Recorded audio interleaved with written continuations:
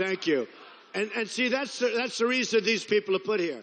They're disruptors because the Democrats see what's happening. The Democrats, this is so important. The Democrats see what's happening. Maybe, and it's been reported, in the history of our country, it's a big statement too, and I'm just repeating the press. Nothing like this has ever happened. This is a phenomenon.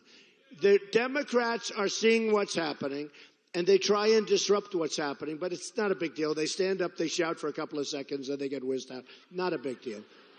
Not a big deal. No, it's not.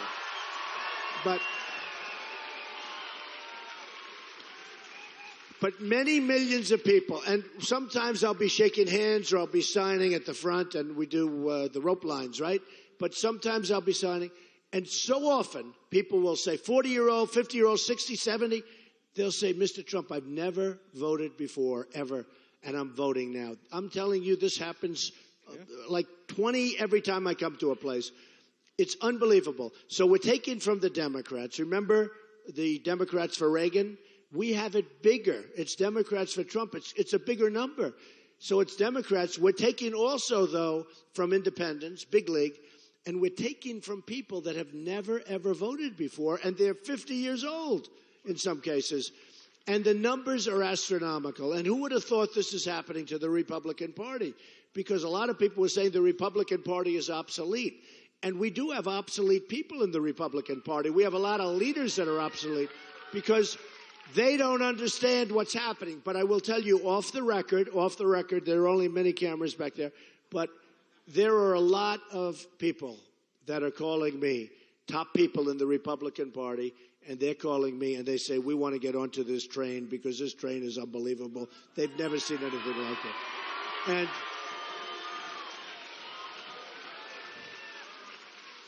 And when we go into an election against probably Hillary, because she's probably going to make it, even though she shouldn't be allowed to with the email scandal, shouldn't be allowed to. Look, you know she's guilty. I mean, she's guilty.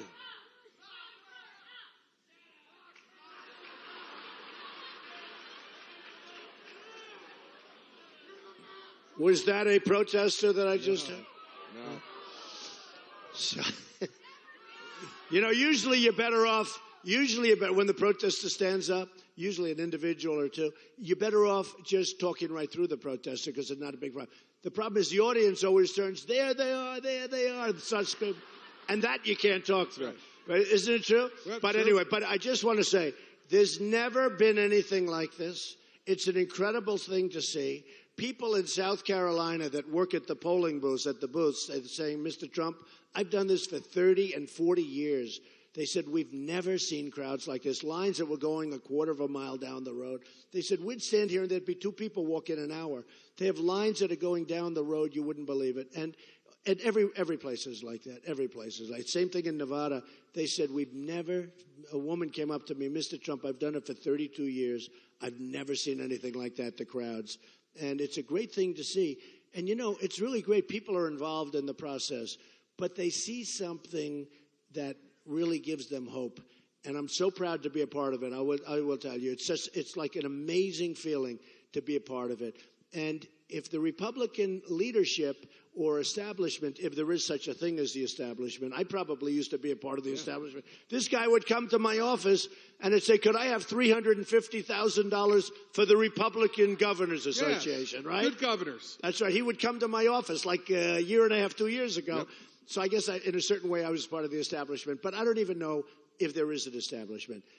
What they have to do is embrace this phenomena and go with it. And we will beat the Democrats and we will beat Hillary, who's so flawed. We will beat them so badly. We'll win every state.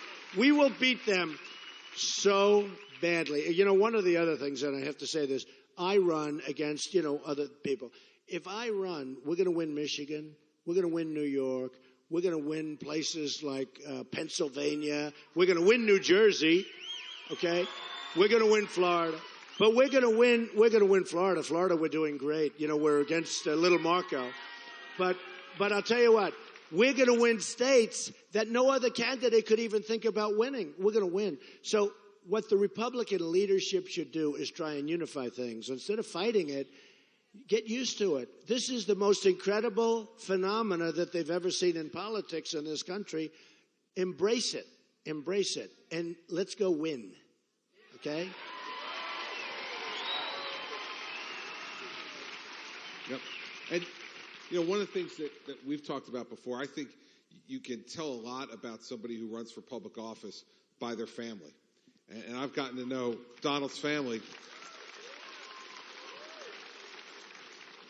His sister, who's an outstanding federal court judge. But I think you tell a lot about somebody, and the thing I'm proudest of in my life are my 4 children.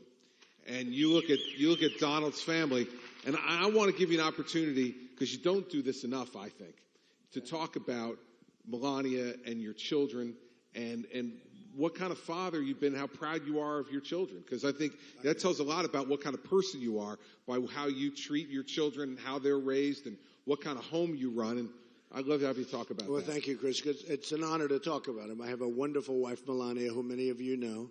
I have wonderful children. I have 5 children. And, a lot of friends, my children are doing very well. Ivanka and Don and Eric and Barron and Tiffany. And they're doing well. And a lot of times a friend will come up and say, do you mind seeing my child? My child's got a problem or whatever. And I talk, I'll see the child, and they'll have a drug problem or a drinking problem or whatever problem they may have. And, it's interesting. When I won New Hampshire, Chris, the people would tell me in New Hampshire the biggest problem they have is a problem with heroin.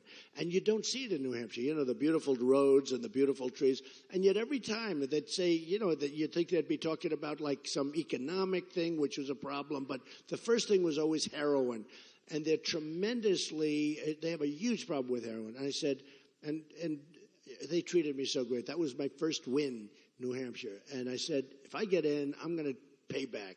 Because I said drugs. Drugs is just hurting them so badly. They have so many young kids, and some others too, but the young people are just being addicted, terribly addicted to drugs. We're going to stop those drugs from coming in. Many of them come from the southern border. And you have the same problem. And our whole country has the same problem. And the easy way to solve the problem is don't give people access, because if they don't start, they're never going to have a problem. It's like, I don't drink. I don't have any longing to drink or smoke because I never started. If I did start, I'd probably love drinking and I'd love smoking, So the easiest way is not start. Well, we're going to cut it off. We're going to absolutely cut that off. But I say to friends, and I used to, when my kids were growing up, no drugs, no alcohol.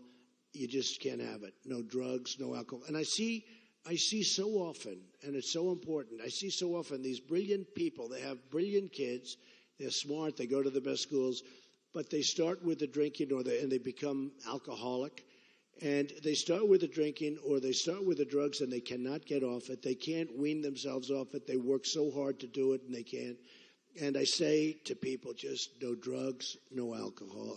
You don't have it. And I add cigarettes when I can. But so important. And, because the world is so competitive, it's so tough that if you have a drug problem or if you have an alcohol problem, it's tough enough now that if you don't have to have that problem, because it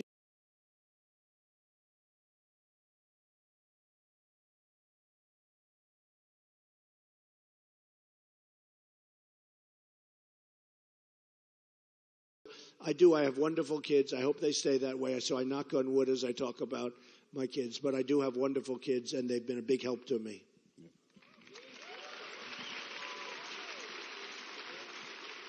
And I know you've been putting that message forward for a long time about don't start, don't drink, don't do drugs.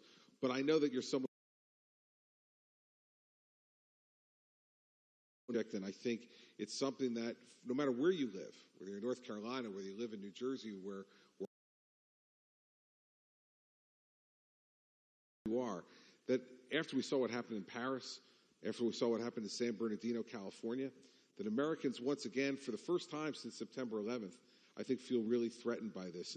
And I think you want to take a tough stand on this, and I think it's important for people to know where you stand on fighting terrorism. Well, we have to be so vigilant. We have to be so tough. And we cannot allow people into our country that we don't know anything about them. We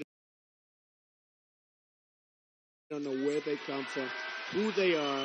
They have no paperwork. They have no nothing.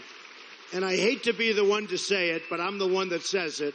And it's not politically correct even to say it. But, you know, we're allowing people into our country. We have absolutely no idea who they are, where they come from. There's no paperwork. There's no nothing. And this could be the great Trojan horse. Who knows?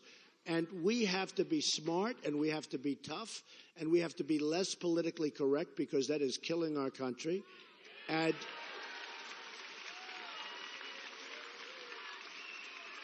I mean, you see the damage that two young people can do in California.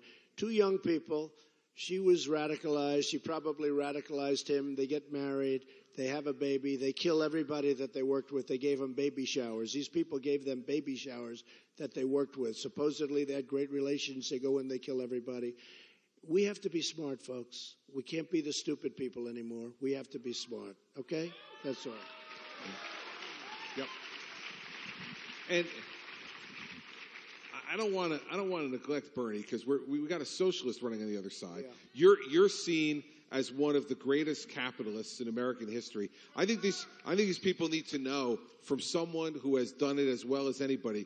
Why does America have to continue to be a capitalist country and not turn to socialism like Bernie Sanders and Hillary Clinton are talking about? Well, we're sort of turning socialist if you look at what we're doing, and people just don't have the incentive to go out there and do the great job anymore. It's being taken away. That incentive is so important. And, you know, there's no system like we had. Now, I say had because we don't really have that system anymore. Right now, we have a different system, and we have a series of poor things. We have such, as we discussed, we have such poor health care. We have such poor everything. We have no incentives to go out and to do what you want to do. And a guy like Bernie Sanders, you know, he wants to give everything away. There's only one problem. You can't give everything away because somebody's going to have to pay the bill. And your taxes, I mean, your taxes are going to go up to 95% or something. They were saying that if you were going to do all of this stuff, that somebody's going to pay it. It's probably going to be you folks, okay? Get used to it. But your taxes go up to 95%. It goes, once you hit 100%, then you go from socialism to communism, and then the other things start to happen. Look, we've got potentially, we can be, in my opinion, we can be greater than ever before. We have that potential. The reason I say that, Chris, is because I've traveled so much. I've never traveled like this in my life. I mean, I've traveled every day. Yesterday I made 3 major speeches. Today I'm doing 3 or 4 major speeches. I've gotten to know the people. The people of this country are incredible. We have a chance to turn it around. We have a chance. You're going to get the proper leadership. You're going to get the best people on trade. We're bringing in the greatest people, the greatest negotiators in the world from Wall Street. I know the good ones, the bad ones, the ones that are overrated, the ones that are underrated, that nobody ever heard of. But there's not going to be any more deals where political hacks are dealing with these most brilliant people in China. And then the deals. TPP is a disaster. I mean, you look at the governor of Ohio. He's a disaster what he's done. He voted for NAFTA. NAFTA's taken a lot of your businesses right out of North Carolina. He's voted for NAFTA, and now he wants to vote for TPP, and that's going to be much worse. So look, we are going to do something so special. But most special of all, we're going to start winning again. We're going to win at every level. We're going to win with our military. We're going to win for our vets. We're going to win with education, knockout Common Core, but we're going to win with education. We're going to win at every level on health care. We're going to win at the border. We're going to have the wall, but we're going to win at the border. We're going to win solidly at the border. We're going to win at every facet. We can do that. It's not even going to be that difficult. I will say this. If we have 4 more years of an Obama person, if we have 4 more years of Hillary, and you see the way she's embracing Obama, she never used to embrace Obama. She didn't even like Obama. Everybody knows it. Everybody that knows her, she never liked Obama. She couldn't stand Obama. Now everything he says, our president said this. He's so great. He's so great. Why? Do you know why? I know why. It's because she wants to keep him nice and happy. Please be happy, Mr. President. And please don't do anything bad to me, Mr. President. So I mean, do you ever see anything like it? She can't stand Obama, and all she does is embrace him. Everything he says is fine, fine. So look, and by the way, here's the good news. That's going to kill her in the general election. Because the last thing our public wants is 4 more years of Barack Obama. That I can tell you. The last thing. Thank you, everybody. Thank you.